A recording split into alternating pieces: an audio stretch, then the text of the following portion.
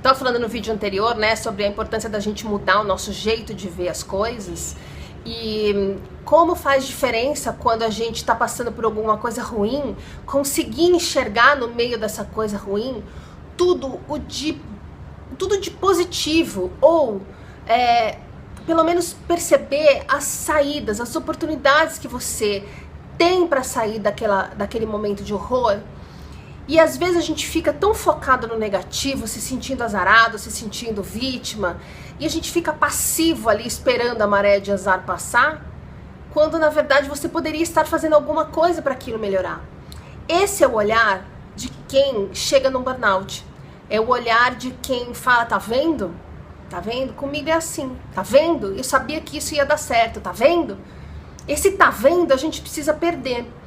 Você sabe que uns meses antes do burnout, eu tive uma experiência horrorosa e maravilhosa, que foi o seguinte: eu fui andar a cavalo e, sem eu saber, trouxeram um cavalo que não estava acostumado a ser selado, que fazia tempo que não andava e tal.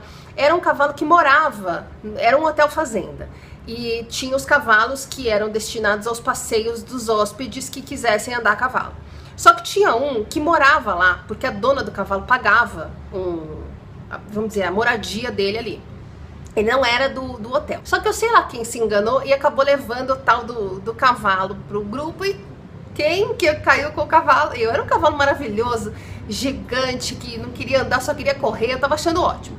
Só que esse cavalo, ele andou e tal, ele dava umas empacadas, daí ele dava umas corridas malucas lá, mas ok, tava achando ótimo. Esse cavalo, na hora que a gente tava voltando pro hotel, na hora que ele conseguiu visualizar as baias lá onde eles moravam, gente, esse cavalo saiu disparado, feito um psicopata, filho de uma puta. Mas esse cavalo correu comigo em cima, né? Que não só não tava sabendo de nada disso, que o cavalo não tava acostumado, tal, como eu não esperava. Em momento nenhum, aquele cavalo que faz passeio com hóspedes, são os cavalos meio, né? Ah, vamos aí, justamente para não matar as pessoas. Mas esse, gente, era um capeta. Saiu correndo, feito filho da puta. E eu desesperada em cima. E você não tem tempo para pensar, você só se desespera. Bom, e aí o cavalo resolveu, ele teve uma ótima ideia, que era... porque depois eu descobri que a dona do cavalo ensinou ele que quando chega nesse ponto em que ele visualiza onde ele tem que chegar, que ela dava um comando, sei lá o que ela fazia, e o cavalo saia correndo até chegar na tal da baia disparado. Só que ele saía correndo sozinho, acho que ela descia antes, eu sei lá. E então comigo em cima ele resolveu fazer a mesma coisa que ele fazia sozinho, que era passar entre um tronco, tinha uma casinha com um trator, uma proteção para não chover, né, no trator. Então era um tronco que sustentava essa casinha e o próprio pneu do trator, que era gigantesco. E o cavalo achou que era uma ótima ideia passar comigo nesse vão que cabia ele e 1 centímetro de cada lado dele. E na hora que eu olhei o que ia acontecer, eu falei, gente, vai bater o meu joelho em um dos dois lados, vai estilhaçar o meu joelho, e o meu destino é ficar igual aquele moço que fazia o Superman.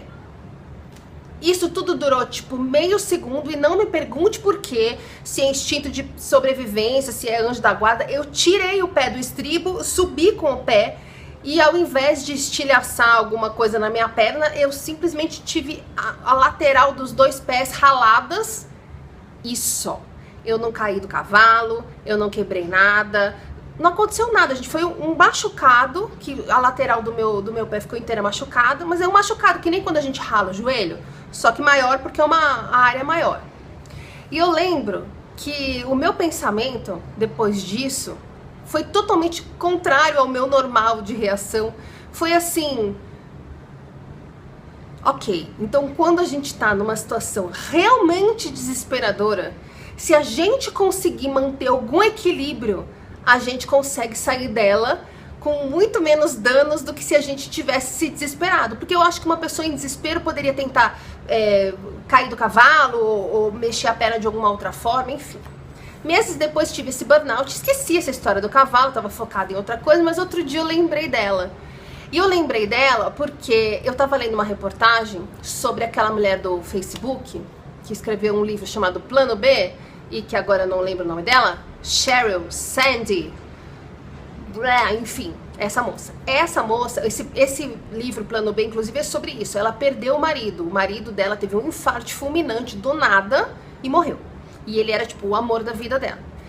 E ela ficou totalmente sem chão, a mulher ficou um bagaço e eles têm filhos e tal. E ela começou a fazer uma terapia e o cara falou assim pra ela que podia ter sido pior. Você tem que agradecer porque não foi pior.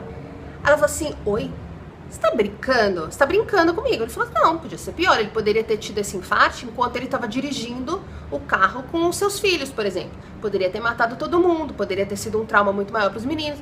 E ela falou assim, verdade. E quando eu li isso, quando eu li o que o cara tava colocando, a minha reação foi, verdade.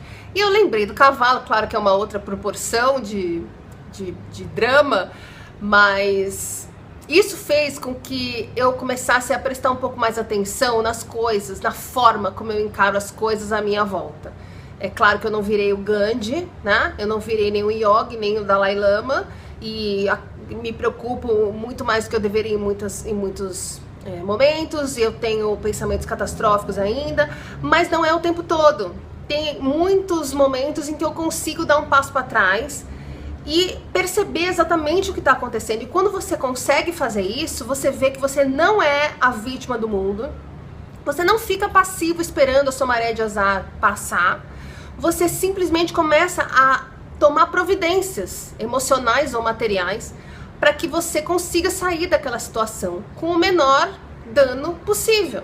Então, quando seu cavalo disparar, feito um psicopata maldito, e resolver passar num vão em que você não cabe, não se desespere, tenha fé. É isso que eu tô tentando trazer pra minha vida. Confiar, ter fé que vai dar certo. Porque se você acredita realmente que dá certo, sem perceber, você trabalha para que dê certo. E se você acredita que vai dar errado, sem perceber, você trabalha para que tudo dê errado. E aí vai de você. Você quer que a sua vida dê certo ou que dê errado? Então começa a treinar o seu olhar, começa a treinar o seu jeito de pensar. Nisso a terapia vai ajudar loucamente, para que você consiga perceber as coisas de uma maneira mais produtiva, mais positiva, mais leve, que te estresse menos. Porque esse olhar catastrófico que faz a gente focar no negativo e acreditar que tá com azar é que estressa a gente. Você perde a perspectiva, você acha que tudo vai dar errado, você fica estressado. Só que a gente acostuma a fazer isso, é um jeito de pensar da própria pessoa, que a sobrecarga de trabalho e o burnout pioram. E a nossa responsabilidade é qual? Pelo amor de Deus, mudar esse pensamento.